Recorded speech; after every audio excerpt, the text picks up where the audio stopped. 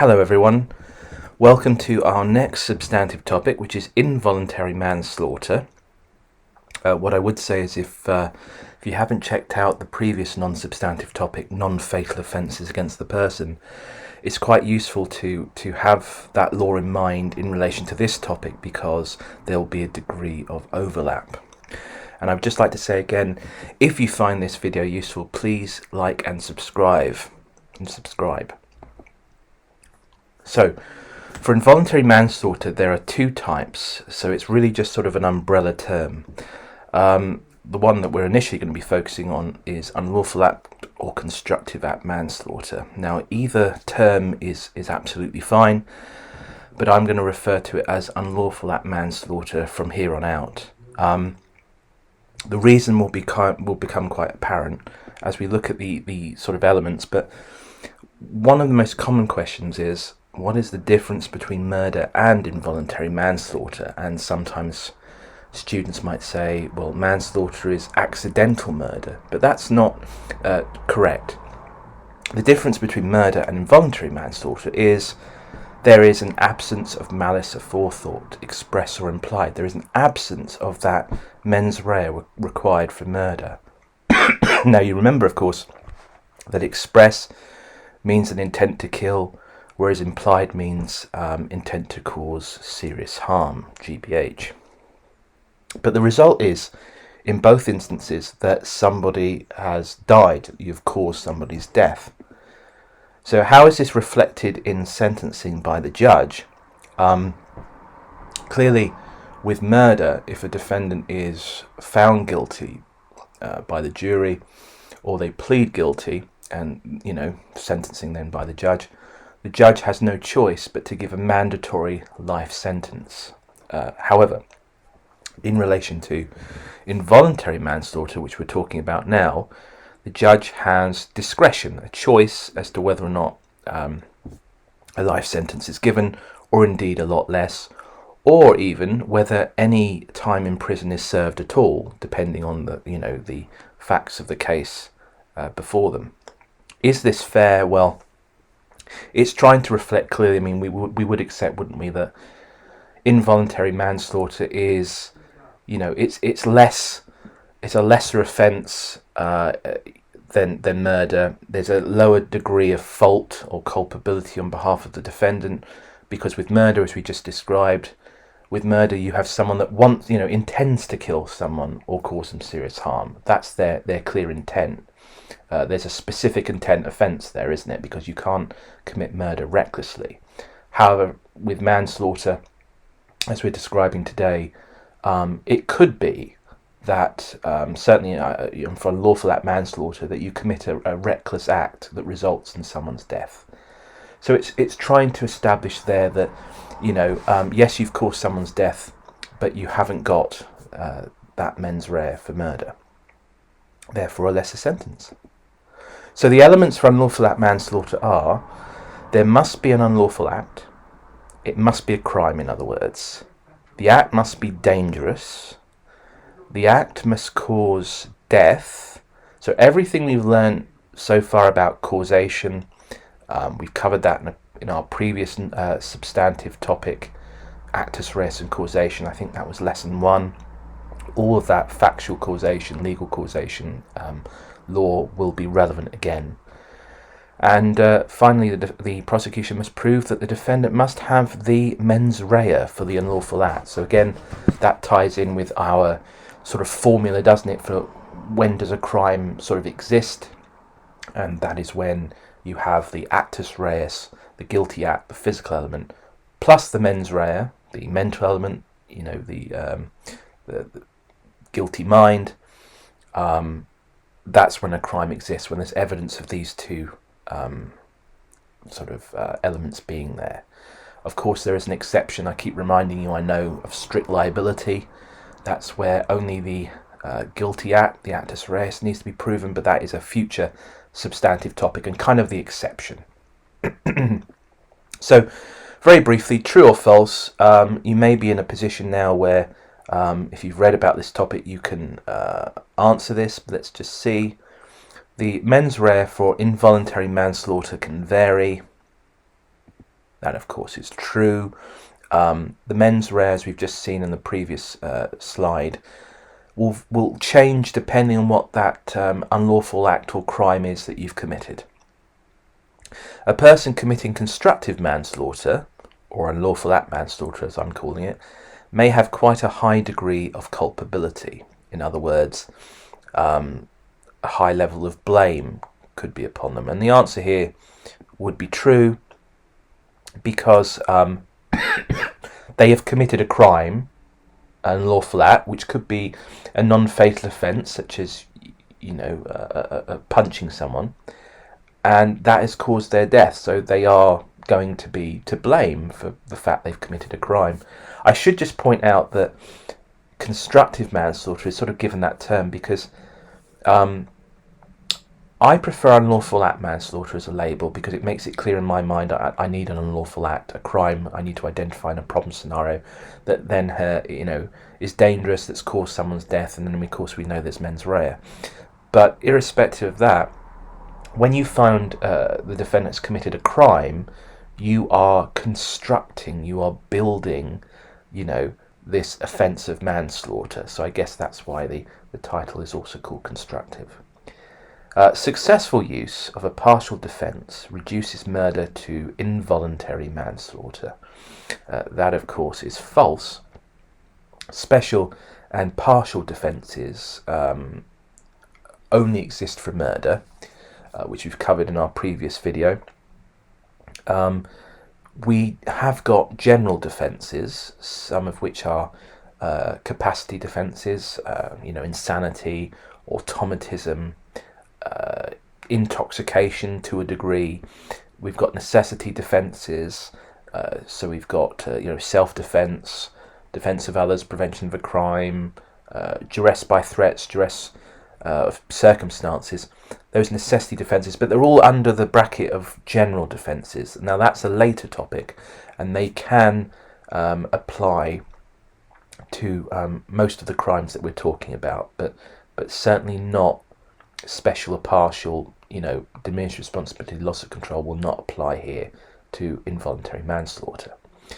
In cases of voluntary manslaughter, D actually intends to kill or cause serious harm, and of course that is true.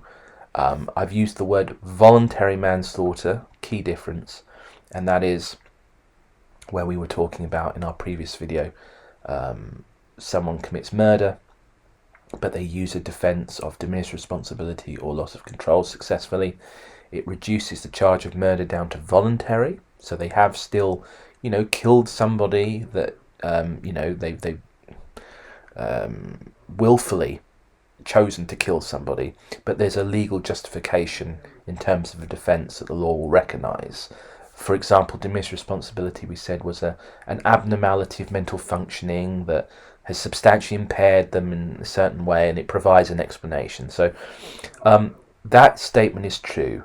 And of course, intending to kill or cause serious harm is the mens rea for murder, not this topic. The defendant beats up the victim badly. V spends a month in hospital. D is guilty of involuntary manslaughter. That, of course, is false, because no one has died in the scenario. So do be mindful that you have got a death that you're dealing with.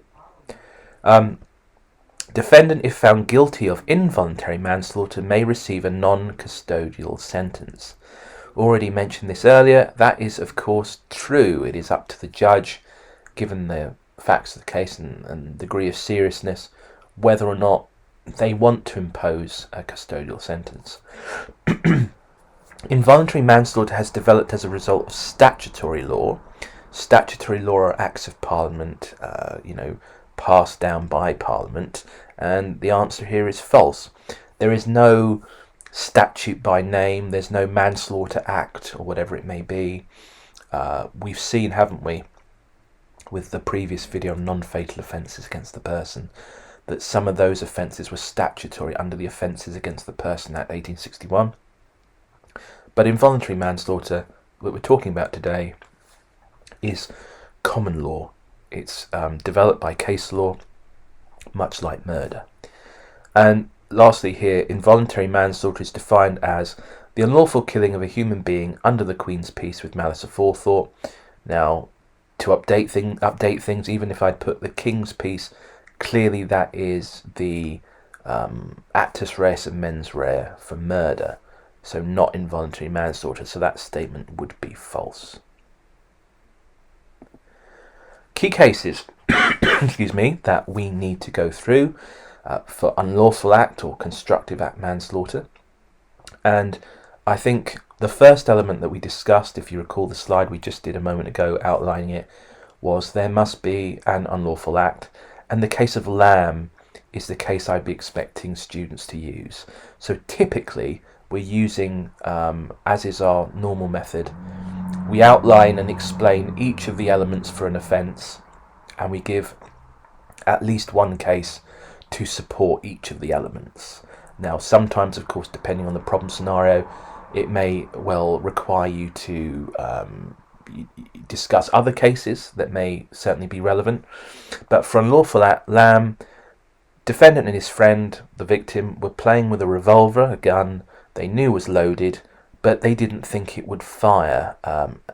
For some reason, I think from memory, the bullet was in the chamber, but they didn't realise that, by pressing the trigger, the chamber revolves round and then would be fired. So they thought it wasn't yet in the firing position. They were, of course, wrong, and the defendant killed the victim. Now, the defendant was charged and taken to court on the basis of unlawful act manslaughter.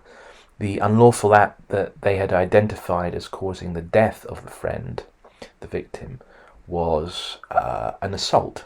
So you point a gun at someone, and if you've been following the previous video in this series, we talked about assault being when the defendant causes the victim to apprehend immediate fear of unlawful violence. And if you point a gun at someone's face and you know it's loaded, then usually that would be the case. But because the victim didn't, much like the defendant, realise that the gun could go off, that the chamber would revolve to that bullet immediately, so they thought they'd just press it and nothing would happen.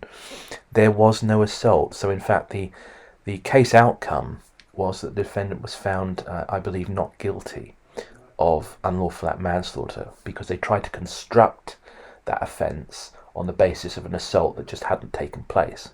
But we are using the case of Lamb, as I say again, for the first element of unlawful act manslaughter. Quite simply, there must be an unlawful act. Now, in a problem scenario, you are going to need to identify what that unlawful act is. We'll have a practice of that in a moment.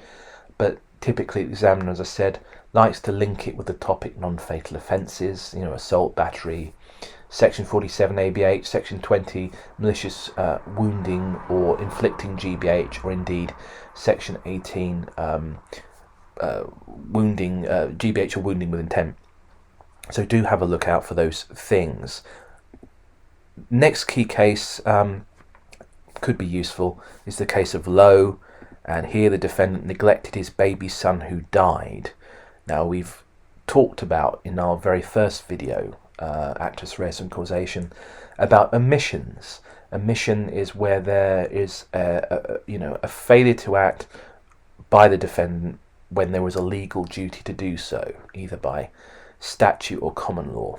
And here, where the defendant neglected his baby son, you might be casting your mind back and thinking about the case of Gibbons and Proctor, where the father and his mistress neglected his 7-year-old child and she starved to death. But either way, when dealing with unlawful act manslaughter, the key word clearly is the word act. An omission is not enough for this type of offence. So if you're looking for this in an exam question, excuse me, if you're looking for this in an exam question, you are looking for the defendant having done something. If there is an indication of an omission, then you would find some success, I think, possibly for gross negligence manslaughter. Now, that's the first element covered. The second element then is that the defendant's act must be dangerous. What is the legal test for dangerous? I always think, excuse me, I'll have a drink. Bear with me. Oh, thank you. Right. Okay, I'll try again. Sorry about that. So, when will the defendant's act be dangerous? I always think of the Michael Jackson album. But in truth, will the court use an objective test? And we should know by now that an objective test would say that an act is dangerous when a reasonable person, that fictitious reasonable person we always measure things up against, when they recognise the risk of some harm. Or is it a subjective test? In that case, the test would be something like an act is dangerous when the defendant recognises the risk of some harm. It's about what the defendant recognises, not some fictitious reasonable person, or in other words, almost like common sense if you were to ask 12 people in the jury. And the case, rather the test that is used is objective. So this uses an objective test. We're going to see an example now. So the case I would use for dangerous, certainly, would be the case of Church. And in Church, the defendant knocked the victim unconscious after she mocked his sexual ability. Now, thinking the victim dead, and frankly he didn't check particularly well, if at all, he disposed of her body by throwing her in a river nearby, and in fact she wasn't dead, but she died as a result from drowning. The objective test then is laid out, and clearly, a sober and reasonable person would recognise the risk of some harm by throwing an unconscious person into a river, as opposed to, checking whether or not they're actually alive or otherwise to begin with. So just throwing someone that appears to be, dead, but you haven't checked properly, or, because they're unconscious, would be a dangerous act into the river. Case of Larkin could be quite useful here. Defendant threatened a man with a cutthroat razor whose drunk mistress tried to intervene but fell on the blade and died. This, in terms of the ratio, says that there must be a risk of some harm.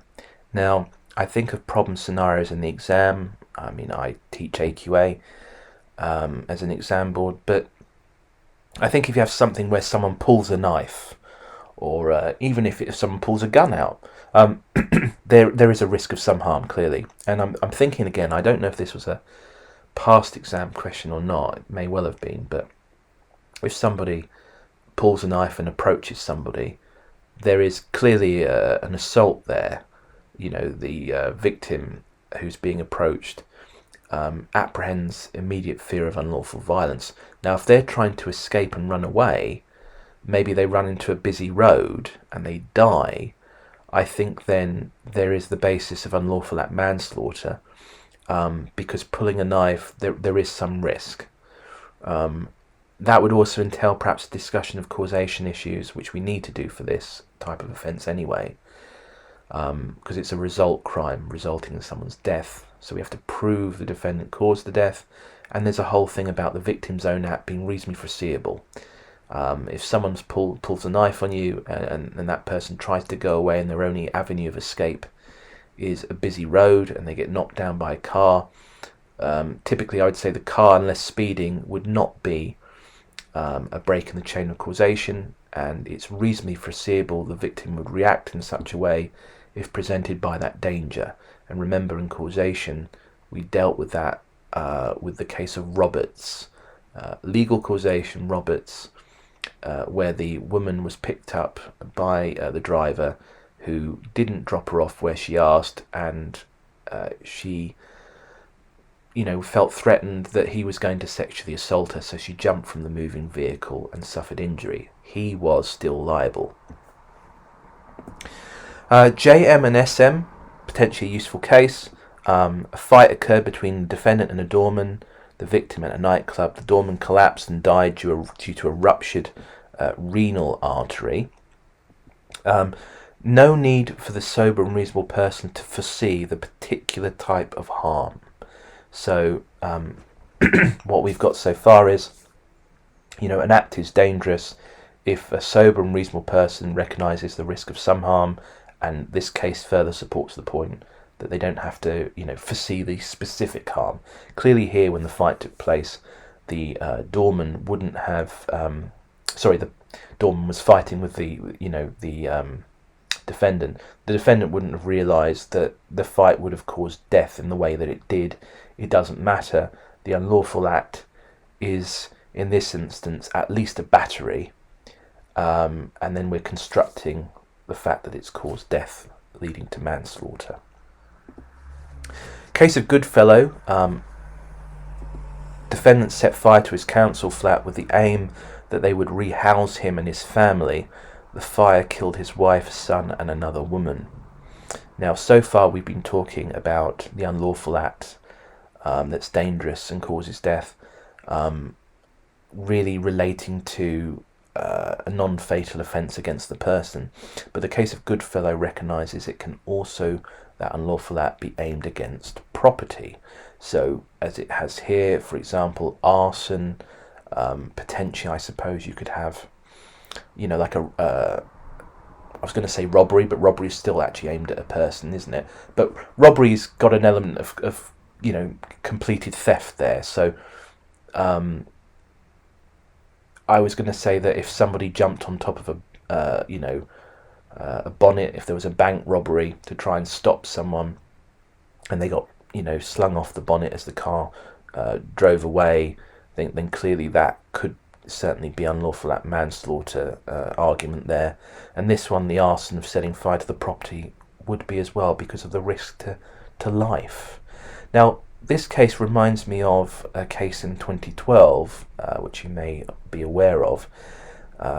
Very, very sad case involving all of these children that you can see here. In the middle is the father, Mick Philpott. Now, he lived with his partner and former lover in the same property in a council house, along with 6 of his children that you can see there.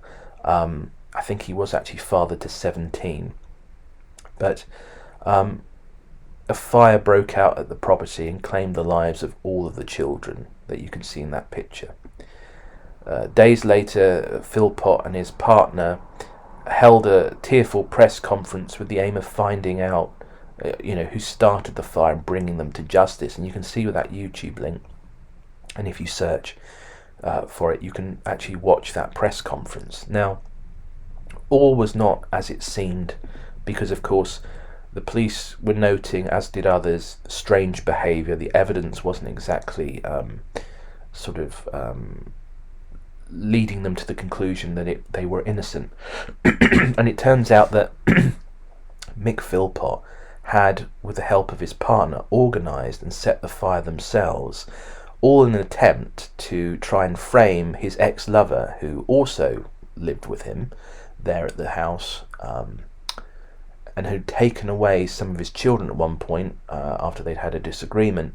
So he was trying to pin the arson on her, and he was going to presumably, go back into the property when it was on fire that he'd already set, but rescue the children and come out as the hero. And tragically, that is not what happened. The fire took hold, and no one could get into the property again, and the children died.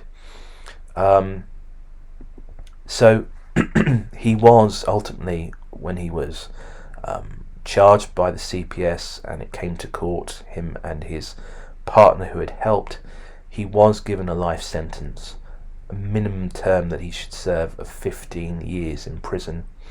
Of course, he won't be released if he is still a risk to the public, but the parole board will take that into consideration and make that judgment when he has reached 15 years. That's the minimum he has to serve. Now, of course, it does say that his partner was sentenced to 17 years, not a life sentence as I understand it. She assisted with this. It had also come out in court that he was quite a controlling individual. Indeed, I think he'd been labelled by one expert as a psychopath. But the partner who had helped would serve at least half of that 17-year period. And as I said, a psychiatrist considered him to be a psychopath and controlling of women. So there's the link to the full story if you want to look at it. But for now, we are going to move on. So, question that comes up, and sometimes in scenarios it can be a bit confusing for some. If you rob a bank, and in the process of doing this, the bank clerk collapses due to shock, suffers a fatal heart attack, will you be liable for their manslaughter if you robbed that bank? Question as well would be, would your answer be different if the victim were, say, elderly? Now, cases to help us here. So this is, just to be clear, we're still talking about unlawful act manslaughter, and we're still talking about whether the act is dangerous. But what we are doing now is, if a problem scenario presented somebody having a heart attack, for instance, this is the law to help us explain what the outcome would be. So here, the defendants robbed a petrol station with masks and pickaxe handles. The petrol station attendant, the victim, died from heart attack. And the ratio from this case is that mere emotion, fear, apprehension is not enough. The physical harm that results, in this case the heart attack, has to be foreseeable. Remember, whether the act is dangerous is an objective test. It is whether a sober and reasonable person would recognise the risk of some harm. And frankly, if someone, if you're robbing a petrol station and someone drops down dead in front of you, that wouldn't be reasonably foreseeable. So that would not be manslaughter. But conversely, contrast the cases. Here is Watson. This is where the defendants burgled a frail and elderly man's house, and they abused him before leaving, a short time after he died of a heart attack. Now the difference here, everyone, is that, we talk about very young children, for example, people with disabilities, elderly people. These all constitute vulnerable people. And so if you were to terrorise, as they did, this frail and elderly man, and it's quite apparent that he's frail and elderly, then we can say it meets the objective test of being a dangerous act, as a sober and reasonable person would recognise the risk of some harm, given it's apparent that the person is not in good health or otherwise. Now, one issue that has challenged the courts is where the victim has died due to illegal drugs. So imagine the court has before them a case where the victim has died due to a drug overdose, and the drugs were supplied by the defendant. When will the defendant be liable for manslaughter in such instance? Again, case law helps us. We have this case called Kennedy. The defendant prepared a syringe containing heroin and gave it to the victim. The victim injected themselves and later died. Now the key point here is that the victim injected themselves. The law recognised from this case was that self-injection is a voluntary act of free will. It is an intervening act in relation to causation. So when we deal with the third element of this unlawful act manslaughter offence, which is D causes death, we will talk about the but-for test for a factual cause. We will talk about the legal cause, about being, a more than minimal contribution to that outcome, if not the significant outcome cause. And if it involves drugs, this is the case we would use to show that the chain is broken. So we already know the case of Jordan, if you remember, where a third party, namely medical treatment, breaks the chain. If that medical treatment is palpably bad, and so independent of what the defendant did, the outcome, because the cause is the medical treatment of, say, death. But for drugs, we would expect this case to be discussed. Now, the last element for unlawful act manslaughter, if you recall our outline, is that the prosecution have to prove the defendant had the mens rea for the unlawful act that you've identified that's caused death.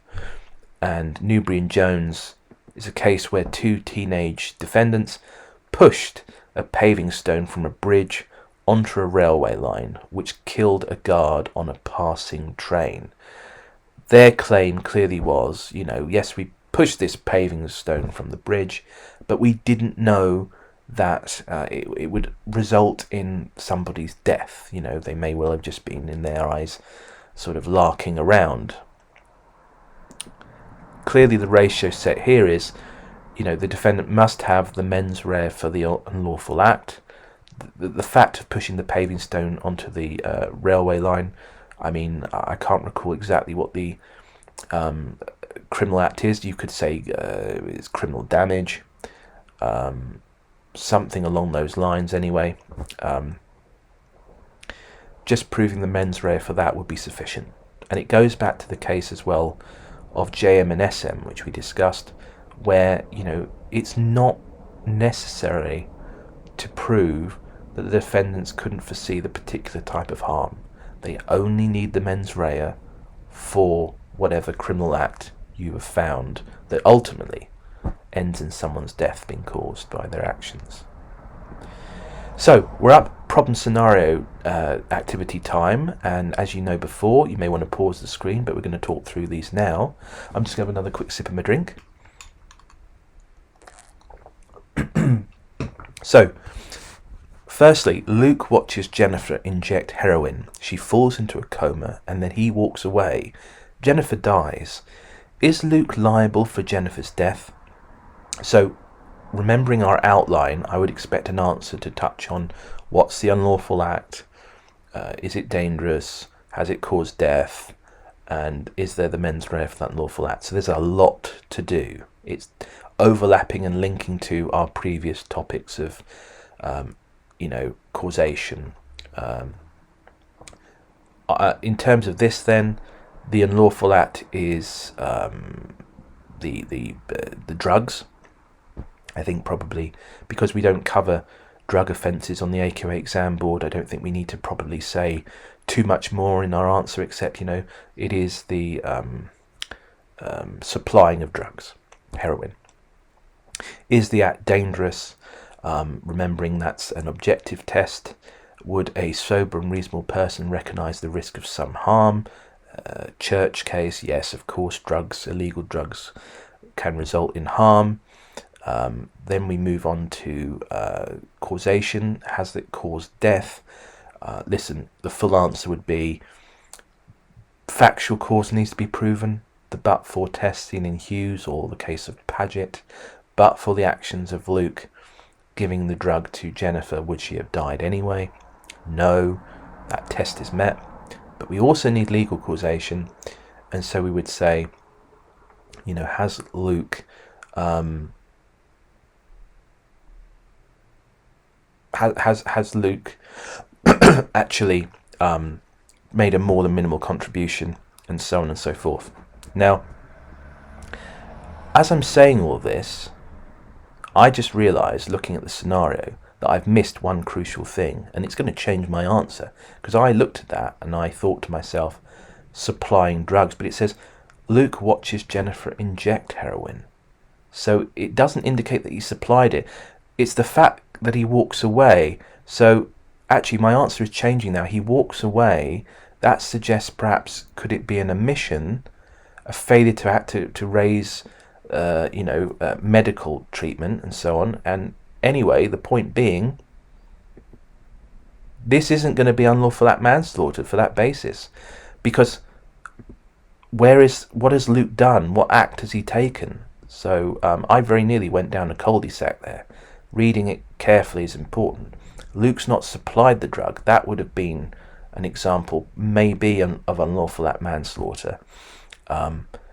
Of course, if she'd injected herself, that would have been an intervening act. But here we just have him watching and walking away. So she's got the drugs herself, perhaps. So yeah, the case of Lowe, an omission is not enough. Let's try the next one. Charlotte robs a grocer's, demanding money. Unknown to one of the employees, one of the employees, Mia, has a weak heart, suffers a heart attack and dies. So here the unlawful act would be, theft or robbery. I use the case of Lamb. Is the act dangerous? Well, I think, we use the case of Church, but also that case of Goodfellow is useful about how it can be aimed at property. So either way, would a sober and reasonable person recognise the risk of some harm? And I think you would say here the point of the heart attack would be no, because this is clearly relating to the Dawson case we just discussed, and that it would not be foreseeable to any sort of sober and reasonable person that someone would suddenly drop down dead of a heart attack. So I'm going to say for this one, there is no unlawful act manslaughter, because the act is not dangerous in relation to Mia's death. Bradley gets into a fight with Aaron over money. Bradley punches Aaron, who falls and hits his head off a table. Panicking and believing him to be dead, Bradley throws Aaron into a river without checking for a pulse. Aaron is later found and taken to hospital, where he remains in a coma. It may well remind you, this case, directly of Church, where somebody who they believed to be dead threw into the river and in fact died. But I'm wondering, actually, if I've got the right answer here, because I just noticed I said where he remains in a coma. There's no death here, is there? So we have an unlawful act, which would be the punch, which would be a battery, say. We have, is the act dangerous? A reasonable and sober and reasonable person would recognise the risk of some harm with a fight. Look at JM and SM and that doorman having a fight with somebody that resulted in the doorman's death. Has it caused death? Well, there is no death, so we shouldn't be talking about unlawful act manslaughter. So I'm going to say no, and there we are. Of course, if we were to finish our answer with mens rea, the mens rea of batteries there, if there's someone punches someone, you would presume there'd be an intent to apply unlawful force, but there's no death. There is no manslaughter here. Now, next three scenarios, Jeffrey decides to set fire to his property in order to fake an arson attack so he can claim the insurance money. Unfortunately, his children die in the fire. Is Jeffrey liable for his children's death? So I'm trying to get you to think back to, the Goodfellow case, and of course, the case we saw in the news a moment ago of Mick Philpott. Is there an unlawful act here? Arson, yes. So is that act dangerous? Yes. Sober and reasonable person recognise the risk of some harm. We saw the case of JM and SM. Goodfellow, I should say. We saw in the case of Goodfellow that it can be aimed at property. Has it caused death? Look, factually and legally, I'm just going to cut right through it and say yes, there doesn't appear to be any intervening acts. Is there the mens rea, finally, for this unlawful act of arson? Now, we don't study arson on the AQA syllabus, but I think it's fair to say you can take an educated guess of it being intentionally or recklessly committed, and I think it's clear there is at least recklessness. I would wager intention here as well. So either one, if you can support your answer. Michael is playing darts in the pub when he sneezes mid-throw and sends the dart into Neve's leg. Neve goes to hospital but later dies of an infection. Is Michael liable for Neve's death? For those of you who have been studying criminal law, you may already see there is a possible defence here. Sneezing mid-throw. There might be a possible defence of automatism here. It depends whether it's been caused by an external cause. We don't really know, but I think what this is trying to say to us is that the actus reus here and the unlawful act, presumably then, is the dart into Neve's leg. So what would that be? At least one would say a wound breaks the continuity of the skin as it penetrates, so that would be section 20 at least. However, it doesn't appear to my mind to be a voluntary act by Michael. He sneezed, it's involuntary. He's not in control of his body. So I don't see that the actus reus is present here. We've also got Neve goes to hospital, later dies of this infection. There's no suggestion of poor medical treatment, or really bad medical treatment, I should say. But it looks like no is the answer. There we are. No, there is no unlawful act. It was not voluntary.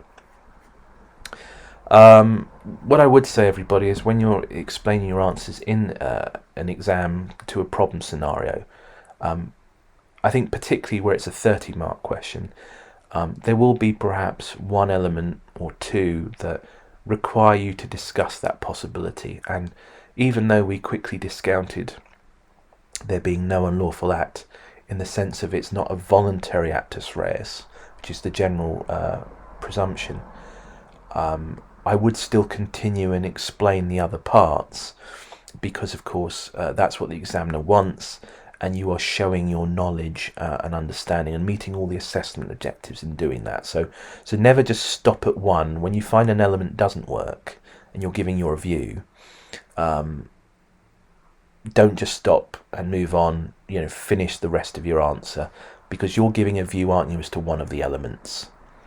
And sometimes it's not always clear cut. Tasmin enjoys throwing stones at passing cars when she is bored. However, one stone hits the windscreen of Alia's car as she's driving, and she loses control, crashing her car into Alicia's car and killing her. Is Tasmin liable for Alia's death? Now, I think quite clearly Tasmin, who enjoys throwing stones, would probably argue she, didn't intend or foresee, or whatever you want to put it, that anyone would die, let alone Alicia, if you will, who she didn't even throw a stone at her car. This indeed is an example, perhaps you might say, of oblique intent, indirect intent. But what we've got here anyway, for unlawful act manslaughter, is where is there an unlawful act? Throwing stones at passing cars. So again, we could simply say, criminal damage is hit a car, which is property. We could say criminal damage. Is that act dangerous? Objective test. Would a sober and reasonable person recognise the risk of some harm? I think the answer there would be yes. Would I want to use the case of Goodfellow just to say to the examiner that I know it can be aimed at property? Yes, I think I would. Has it caused the death of Alicia? Factually, legally, I think the answer here would be yes. The but-for test has been satisfied. Tasmin has made a more than minimal contribution in terms of a legal cause to the death of Alicia, if not the significant cause. Is there an intervening act here? Not particularly seeing one here in terms of act of a third party. That leaves us with the final element. Is the mens rea present for criminal damage? Now, we don't study criminal damage on AQA in any depth, but one could think again, intentionally or recklessly. I think at the very least we could say recklessness, because if you throw stones at passing cars, then you realise the risk that it could cause something like this, or the car to lose control and hit another. And finally, actually, if I go back one, when we were talking about causation, this is transferred malice, isn't it? So just because the victim is, someone that wasn't even in sort of Tasmin's mind at the time, it's possible that there's transferred malice here.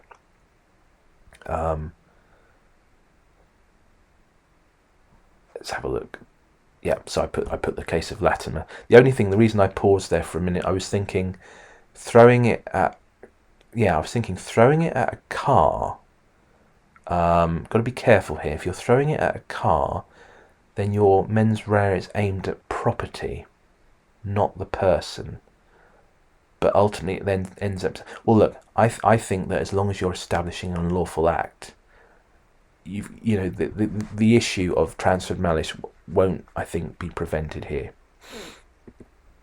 Evaluation or analysis and evaluation of unlawful act manslaughter, again reminding ourselves that with a problem scenario which can start at 10 marks with AQA, at most be 30, and certainly for a 50 marks question, if it should arise relating to this, then you'd be expected to provide some evaluation, certainly on the 15 marks question. And we can say here, for example, the level of blameworthiness or fault for unlawful act manslaughter varies considerably, because, for example, it could be as little as a push. You know, if you have an argument with someone beside a busy road and it becomes physical, you push them and they lose their balance and fall into the road and hit by a car, then that would be enough to construct unlawful act manslaughter. But again, it could be, as I said there, as much as, you know, you're driving your vehicle into somebody because you you intend to commit harm to them. So what I'm saying here is, whatever the defendant is charged with unlawful act manslaughter, the unlawful act could be nearly anything as long as it's a crime, and therefore is it, one could say, fairly labelled in that sense, because it is unlawful act manslaughter, but that unlawful act could be nearly anything, and it could be a push, it could be someone driving a car into you, whatever. If we talk about dangerous, having an objective test for what is dangerous is arguably unfair on the defendant, and we've talked before about mens rea here, but in relation to objective and subjective. When you're dealing with an objective test, we don't, the court isn't interested in what the defendant is thinking, because that's subjective. So if we say this fictitious reasonable person would recognise the risk of some harm, that's kind of like, you're asking 12 jurors, would you recognise the risk of some harm? I think most people wouldn't they? So therefore you're convicting somebody on the basis of the fact they didn't realise themselves that their act was dangerous. It's because the jury know it to be. Now, is that fair, as I've said, to convict people, to hold them at fault, to blame, when they themselves don't realise their act is dangerous? There's a point to explore that it may possibly not be. This is an activity I like to do with my class normally, so I can't do it unfortunately on the video, so I'm going to skip over for now. Okay, the last type of manslaughter, involuntary, that we're dealing with is, of course, gross negligence manslaughter. Now, the link to another topic here, as I've said before, is that whereas we know, because of the case of Lowe, and the fact that unlawful act manslaughter has in the title act, an omission, a failure to act where there's a legal duty to do so by statute or common law, an omission is not relevant to unlawful act manslaughter. However, it will now be highly relevant to gross negligence manslaughter. So if you see my previous video, lesson 1 on actus reus and omissions, when we went through all the different types of omissions and those cases, all of those duties of care that you've studied for that topic are going to be relevant again for this. So our leading case for gross negligence manslaughter comes from Adamarco, and here the defendant, a hospital anaesthetist, failed to notice the oxygen tube had become disconnected with a patient, much like you see in the picture here, and subsequently, when the brain was starved of oxygen, the patient suffered brain damage and later died. I think from memory, one of the witnesses in this case was effectively asked, when would a competent, anaesthetist realise that an oxygen tube has become dislodged?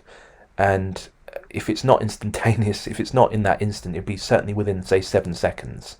So for the fact that this poor person, the victim, had it, dislodged for minutes, just shows negligence that is gross. And I need to just explain this a little bit more. Negligence is a term that really comes from civil law, And if we think of negligence as when somebody's actions, if you will, fall below the standard of what is expected of a reasonable person. So, for example, you would expect here a hospital anaesthetist to be competent, to be, good at their job, to recognise that if an oxygen tube it becomes dislodged, oxygen being very important to the patient in that vulnerable position, that they would spot that very quickly, within seconds, and remedy the situation. And the fact that that didn't happen makes that negligent. Now, the word gross is where the criminal law part comes in. So what we're saying is that negligence is so effectively so bad that it is to amount to a crime, and that is why we have gross negligence manslaughter. So that case of Adamarco laid out the following elements for gross neg, and I think there has been some, depending on the resource you use, discrepancy between how many elements you want to outline when you're explaining your answer. I think be careful the resource you use, because some, might outline 4, others might put 6. They will all be there, but they may well be either combining some of the elements or otherwise. I'm teaching it in terms of these 5. So we have, firstly, there must be a duty of care owed by the defendant to the victim. The defendant must breach that duty. That's when it falls below the standard expected of that reasonable person. There was a risk of death by the breach, and the breach causes death. So you can see there the 4th element, causes. Causation again must be dealt with, factual, legal, from our previous topic. It is a result crime after all. And negligence must be gross. It must be, criminal. Certainly for the jury to be satisfied that it is criminal and should be punished in that way. So, true or false very quickly. Gross negligence manslaughter involves an overlap of civil and criminal law, and the answer here, of course, is true, as I just described. The term negligence really comes from civil law. It's just being part of it used by criminal law, and we're saying that negligence is so bad it becomes a crime, and that's why it's dealt with in criminal law. Gross negligence manslaughter, like unlawful act manslaughter, can be the result of an act by the defendant, and of course this is true as well. So don't think that gross negligence manslaughter is simply when there is an omission, a failure to act by the defendant. It could well be that the defendant is required by law to have done something and didn't. But most of the time, I would say the examiner likes to present you with the defendant having failed to do something, an omission. Gross negligence manslaughter, like unlawful act manslaughter, requires a duty of care. That is, of course, false, because duty of care is only relevant to gross negligence manslaughter, not unlawful act, because we need an act. For gross negligence manslaughter, the duty can be anything. The answer is false.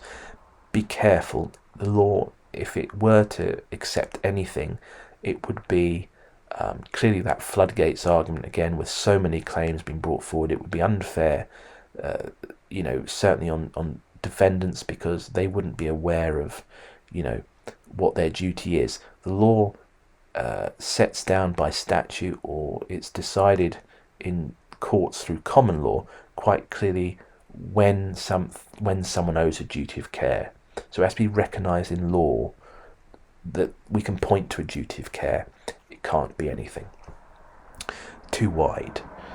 In criminal law, unlike civil law, any negligence must be gross for liability. The answer here, of course, is true. The clear thing here is in criminal law, it is gross, it is criminal. The Adamarco case did not lay down the modern test for gross negligence manslaughter. Well, we said earlier that the case did, so that's false. And lastly, there is no requirement to establish causation for gross negligence manslaughter. And if you remember my previous slide, we had to prove that the defendant causes death, so that is false. We need to prove that the defendant's breach of their duty of care caused death. So still relevant. So we've got some scenarios here if you want to look at them. Susan refuses to give her bedbound partner Jody any food on days ending in Y. Her partner dies. Is Susan liable for Jody's death? So again, if we're working through, try and recognise, what duty of care there could be. And I'm sure if you're thinking back to our previous lesson, you would recognise that a duty can arise from where there has been a special relationship. No, we said usually a parent or child, but it could be, your partner. That was Gibbons and Proctor.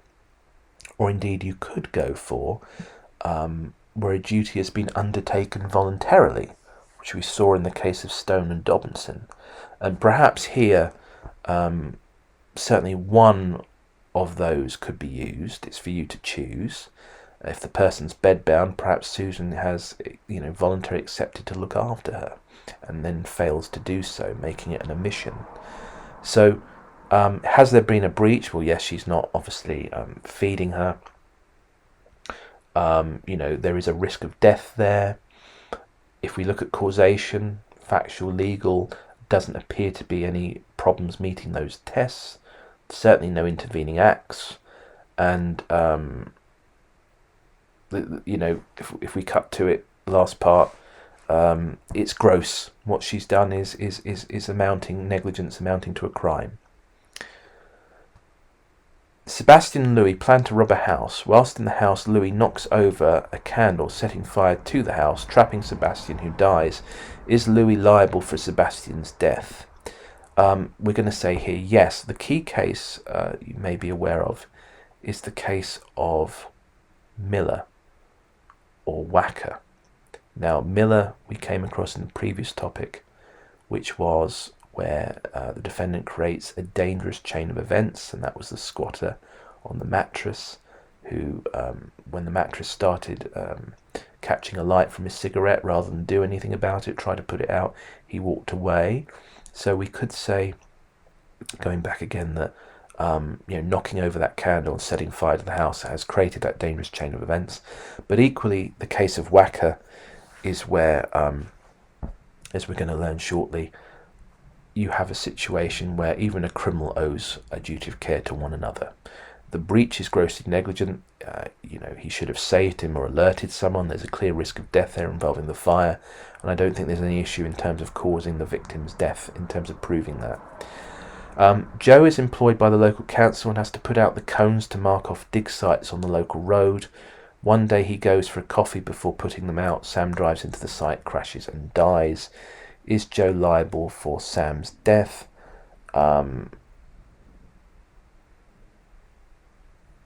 Again, what we could say here is you might say the duty of care arising, the failure to put out cones, could be a creation of a chain of dangerous events, a dangerous chain of events. That could be the Miller case. More specifically, there's a case called Pitwood, which shows a contractual duty where a railway crossing keeper failed to put the crossing down, and a member of the public was hit by, I think it was a train. So I think we could say duty of care there could be contractual or creation of a dangerous situation. There's a clear breach by failing to put out the cones. Is there a risk of death? Certainly so, because it's not marked out clearly the local road. That poses a danger, and it's negligence that amounts to being gross, I think, in the eyes of the jury. So there we are. 3 more scenarios here. Sylvia tells her mother she will care for her elderly bedbound grandmother. After a month, Sylvia grows bored with taking meals to her and decides to go on holiday instead. Her grandmother starves to death. Is Sylvia liable for her grandmother's death? So again, probably can recognise a duty of care here. Telling her mother she will care for her grandmother sounds like a Stone and Dobinson, duty undertaken voluntarily. The breach is when she grows bored and fails to look after her. It's very similar to Stone and Dobinson, isn't it? There's a risk of death there, clearly not feeding her. I don't think there's any issues with causation, factually or legally. There's no intervening acts, and such conduct is enough, I think, for the jury to say it's criminal. Lauren is a doctor working in A&E. Ben visits suffering from stomach pains. Lauren is tired and misdiagnoses it as a stomach bug. In truth, Ben has been fatally poisoned by his partner and later dies. Is Lauren liable for Ben's death?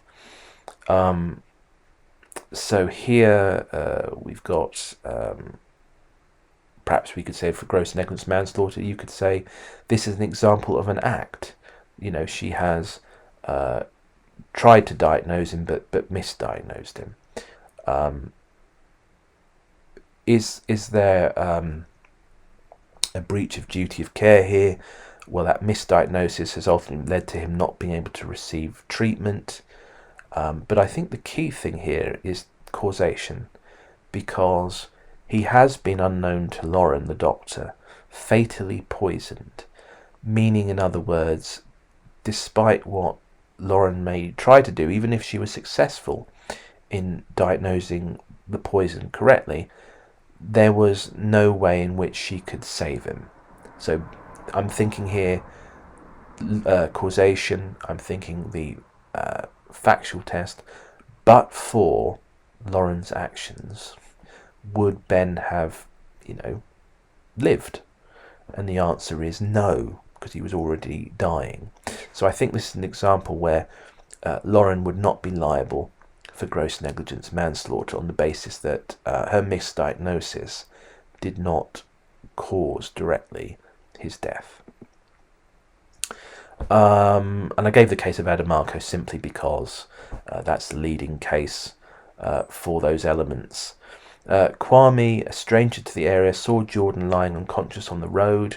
Kwame immediately telephoned for an ambulance. He correctly named the bar, but gave the wrong location. The ambulance was directed to a bar of the same name, but some distance away.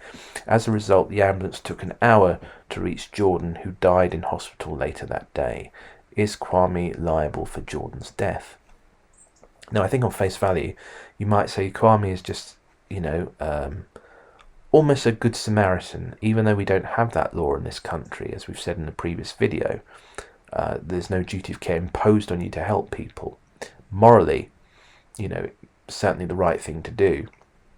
What we can say here possibly is that Kwame's duty of care is that he voluntarily chose to, become involved here, to look after Jordan, who's lying unconscious, and he's breached that duty arguably by failing to tell the emergency services the correct location.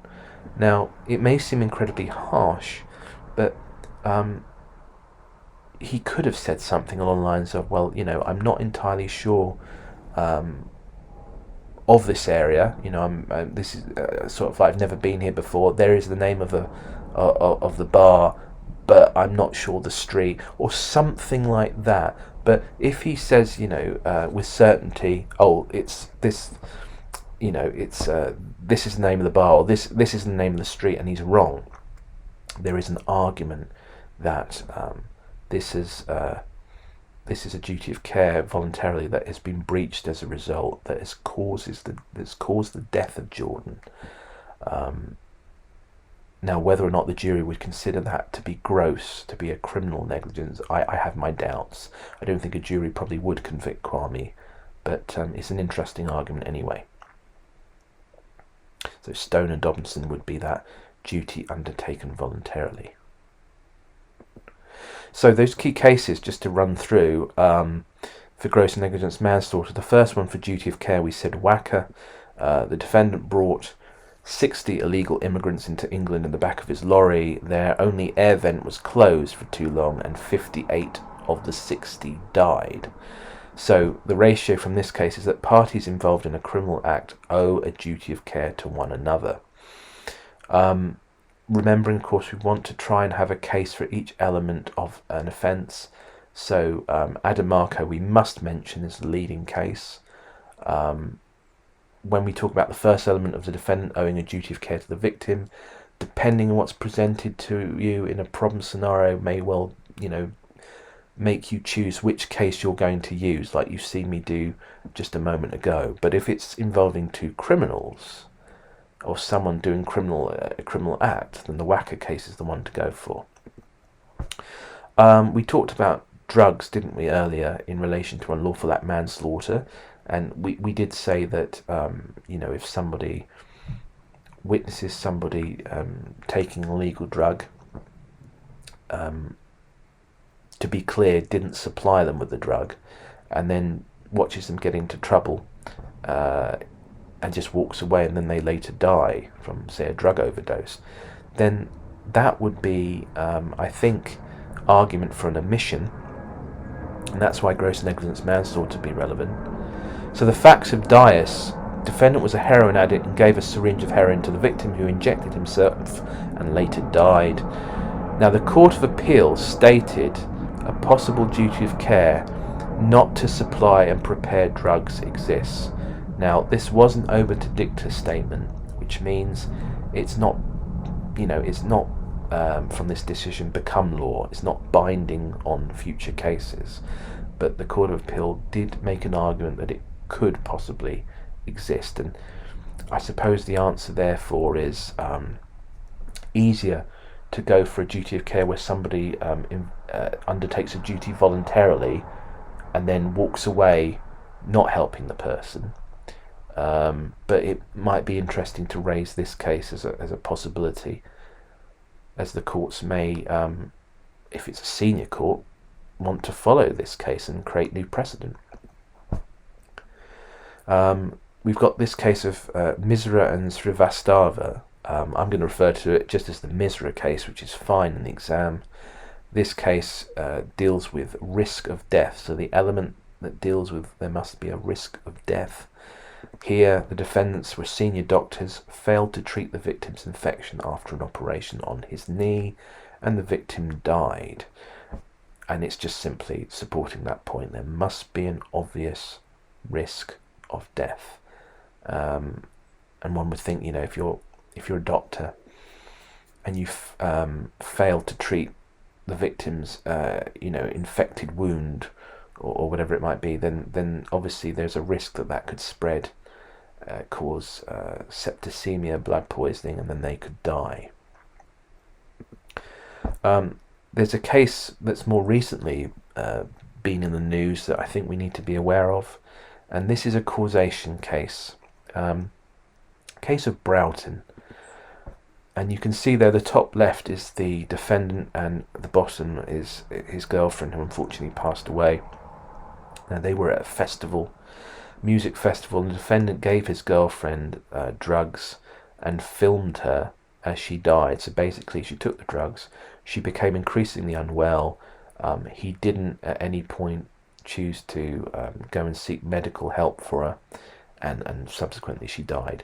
Now, it was through evidence in the court presented, established that had the defendant sought medical intervention at a crucial moment, she would have had a 90% chance of survival. Now, there's a BBC News link below if you want to read the case in more detail, but the ratio seems to be, from this case, if you're presented with this in a problem scenario where somebody gives drugs to someone and then walks away, was there a realistic prospect that the victim would have survived with medical treatment? And I think, here, if the answer is yes, there would have been, then that is, evidence that you have caused that person's death, as he did by supplying the drugs. And we've got the case of Bateman from 1925. Defendant, a doctor, attended to the victim who was giving birth at home. She suffered an internal injury, but the defendant did not send her to hospital for 5 days, where she later died. It's worth bearing in mind that in this case being in the 20s, obviously medical advancements now quite significant, with giving birth and such. I believe it was established in this case that, you know, even had the woman, gone to hospital, there was nothing they could have done, sadly. So this case is useful just to support the final element of gross negligence manslaughter, that the negligence must be gross, and, you know, it's, in other words, meaning really bad. And if it's really bad, it becomes a crime, which is what we're discussing today. I think in this instance, from memory, because there was, you know, had she gone to hospital, there was nothing they could have done anyway with medical treatment back then.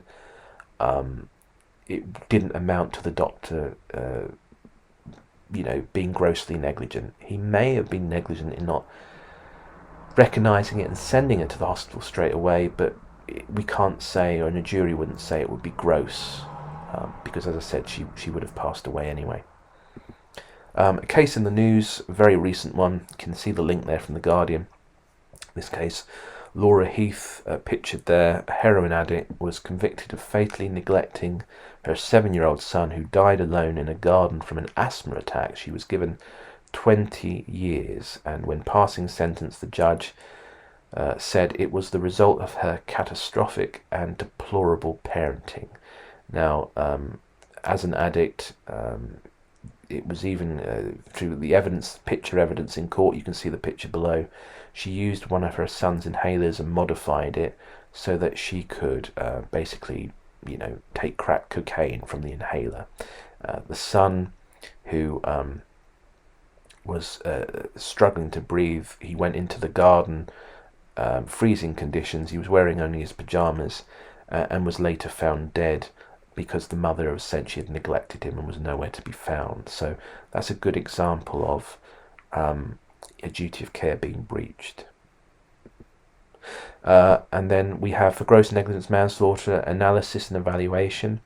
So just reminding you again, the assessment objective 3 is present in problem scenarios, you know, the 10 mark one, the 30 mark one, but certainly this is relevant should it come up, depending on the topic, for the 15 marks question that you have. And what we can say for gross neg is that the argument for what is gross, in other words, you know, when is